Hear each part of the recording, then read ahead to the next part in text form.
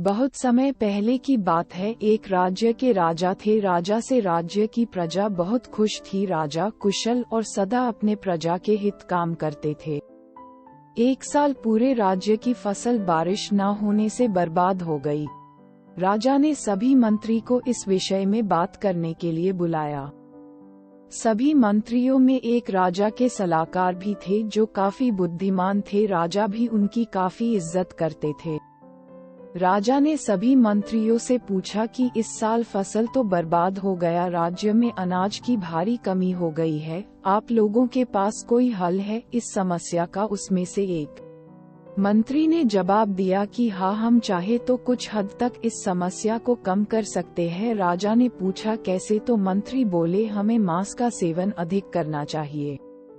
मांस बड़ी आसानी से मिल भी जाता है, जिससे हमारी अनाज की समस्या कुछ हद तक कम हो जाएगा।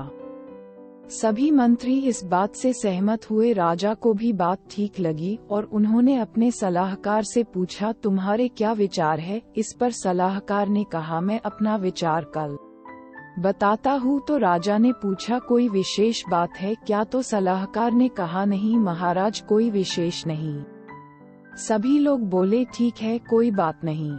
रात को सलाहकार जी उस मंत्री के घर गए जिसने राजा को मांस की सलाह दी थी। रात को मंत्री राजा के सलाहकार कर को देखकर घबराहट में पूछे, क्या हुआ, क्या आप इतने रात को? सलाहकार ने बोला, राजा का तबीयत बहुत खराब हो गया है। वैद्य जी बोले, राज्य में जो राजा का शुभ चिंतक हो और धनी हो उसका 2 तोला दिल का टुकड़ा राजा अगर खाए तो ठीक हो जाएंगे, इसलिए आपका 2 तोला दिल लेने आया हूँ। मंत्री बहुत घबराया और सलाहकार से बोला, मैं आपको 10 लाख सोने की मुद्रा देता हूँ, आप किसी और से दिल का टुकड़ा ले लो। सलाहकार ने सोने की मुद्रा ले लिया और पूरी रात सभी मंत्री के घर गए और सभी से यही बोले, राजा बहुत बीमार है, तुम्हारा 2 तोला दिल का टुकड़ा खाएंगे तो ठीक हो जाएंगे। ये सुनकर सभी मंत्री यही बोले, सोने की मुद्रा ले लो और किसी और का 2 तोला दिल का टुकड़ा ले लो, मेरी जान मत लो।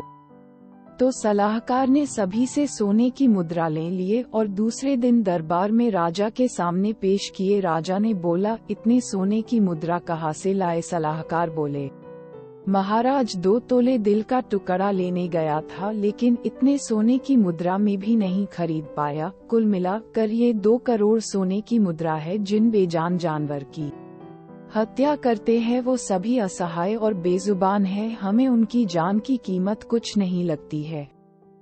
तो सभी मंत्रियों का सर शर्म से झुक गया और उन्हें अपनी गलती का एहसास हुआ। राजा सारी बात समझ गए।